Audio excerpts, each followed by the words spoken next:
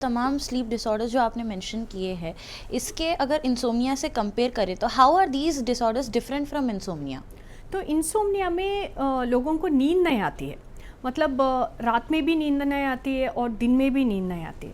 But sleep paralysis में patient नींद में रहते हैं, नींद में रहने के बावजूद भी उसको फ्रेशनेस नहीं मिलता है, और ये नींद में स्केरी फीलिंग्स, ये नाइटमेयर्स, टेरर्स, या नहीं तो जैसा पैरालिसिस का अटैक्स, ये सभी फील होते रहते। तो वो नींद में है बट उसका नींद क्वालिटी नहीं है, वेराज इंसोम्निया में नींद ही नहीं है, क्वांटिटी ही नहीं है।